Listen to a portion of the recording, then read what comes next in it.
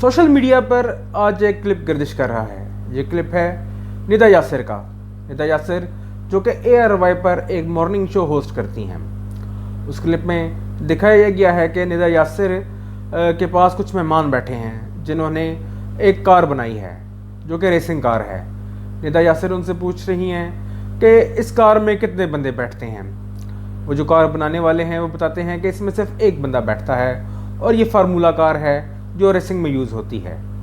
इसके बाद निदा यासिर उनसे कहती हैं कि यानी कि अभी आपने फार्मूला बनाया है और कार अभी आपने बनानी है। उन्होंने दोबारा दोहराया कि ये रेसिंग कार है जो फार्मूला रेसिंग में यूज़ होती है, इसमें सिर्फ एक ही बंदा बैठ सकता है। अब सोशल मीडिया पर जो लोग बैठे हैं उनको तो उनका वही हिसाब है कि अल्लाह दे और बंदा ले, उनको कोई इशू मिलना चाहिए। इस तरह के शोज़ में होता ऐसे है कि इस शो को चलाने में 3 लोग रिस्पॉन्सिबल होते हैं, एक एंकर, एक रिसर्चर और एक प्रोड्यूसर। जो होस्ट होता है यानी कि जो एंकर होता है उसके कान में एक हेडफोन लगा हुआ होता है जिससे वो उस शो के प्रोड्यूसर से मुसलसल राब्ते में होता है। कई एंकर ऐसे होते हैं जो उस हेडफोन को ऑफ कर देते हैं और वो ख़ुद ही अपना प्रोग्राम रन करते हैं, लेकिन कुछ ऐसे होते हैं जो बार बार इंस्ट्रक्शंस लेते रहते हैं कि प्रोड्यूसर को जब लगता है कि कोई मसला हो रहा है या एंकर सही नहीं बोल रहा या कोई कैमरा मैन का इशू है तो वो उनको बता देता है कि आप ये इशू फिक्स कर लें। लेकिन इस केस में शायद ऐसा नहीं हुआ क्योंकि प्रोड्यूसर ने निदा यासिर को नहीं बताया। बहरहाल ज़िम्मेदारी फिर भी एंकर की होती है क्योंकि एंकर प्रोग्राम को लेकर चल रहा होता है। ये कोई इतना बड़ा इशू नहीं है, लेकिन फिर भी निदा यासिर को प्रोग्राम की तैयारी करके आनी चाहिए थी। उनको पता था कि मेहमान आ रहे हैं तो उससे रिलेटेड जो टॉपिक है उसको उन्हें पढ़ लेना चाहिए था।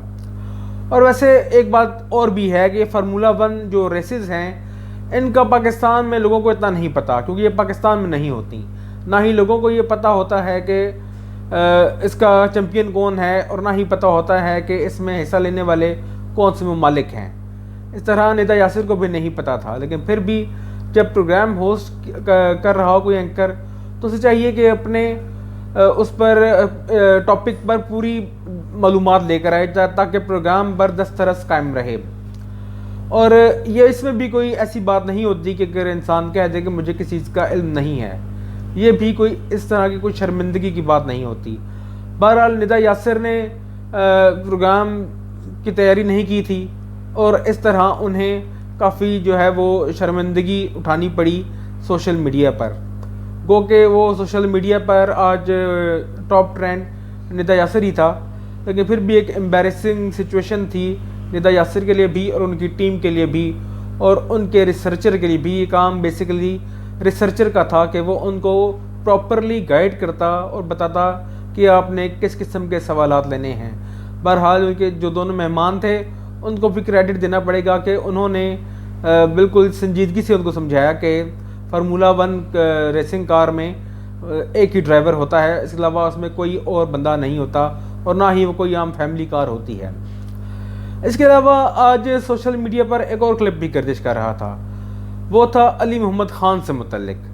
अली मोहम्मद ख़ान एक प्रोग्राम में फरमा रहे थे कि उनके जो दादा थे उन्होंने कायदे आज़म के साथ क़याम पाकिस्तान के सिलसिले में जद्दोजहद की थी। यहाँ तक तो ठीक था, लेकिन उन्होंने एक और बात कही। उन्होंने कहा कि मेरे दादा ने कायदे आज़म के साथ जेल भी काटी थी। आपको बताते चलें कि बरसगीर पाक व हिंद में कायदे आज़म ऐसे लीडर हैं जो एक दिन के लिए भी जेल नहीं गए, जबकि अली मोहम्मद ख़ान के दादा खुदा जाने कौन से कायदे आज़म के साथ जेल काटते रहे हैं।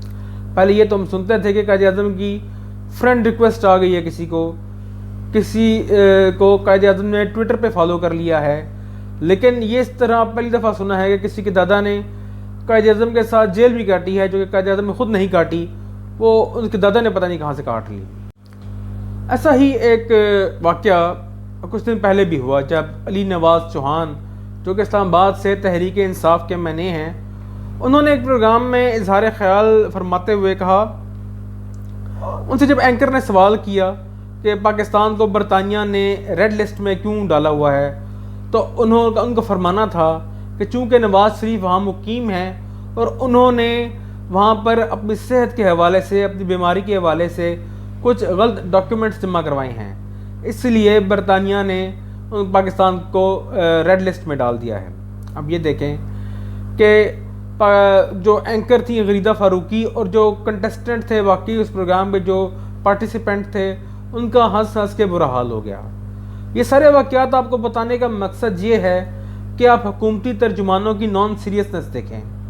پاکستان مسائل میں گھرا ہوا ہے، غریب رو رہے ہیں، ان کو روٹی نہیں مل رہی، ان کو آٹا نہیں مل رہا، آٹے کی قیمتیں روز بڑھ رہی ہیں، پیٹرول کی قیمتیں روز بڑھ رہی ہیں، لیکن یہ لوگ اپنی نان سیریسنس کی وجہ سے ٹی وی پر آ کر پوری دنیا کے لیے تماشا بنتے ہیں۔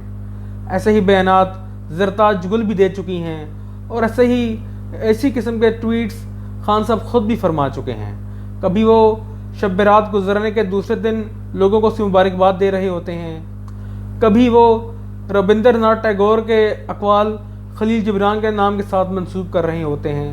گو کہ یہ اتنی بڑی باتیں نہیں ہیں، لیکن یہ نان سیریسنس ظاہر کرتے ہیں کہ حکومتی ترجمان اور حکومتی جو وزیر اور مشیر ہیں وہ کس قدر غیر سنجیدہ ہیں۔ نہ یہ لوگ اپنے ٹاپک کی تیاری کرتے ہیں، نہ یہ لوگ دیکھتے ہیں، سوچتے ہیں کہ ان کو کتنے لوگ دیکھ کر اپنا مائنڈ میک اپ کرتے ہیں کہ حکومتی پالیسی کیا ہوگی، اور یہ لوگ ٹی وی پر آ کر تماشا بننا شروع کر دیتے ہیں۔ ملتے ہیں آپ سے نیکسٹ ویلاگ میں۔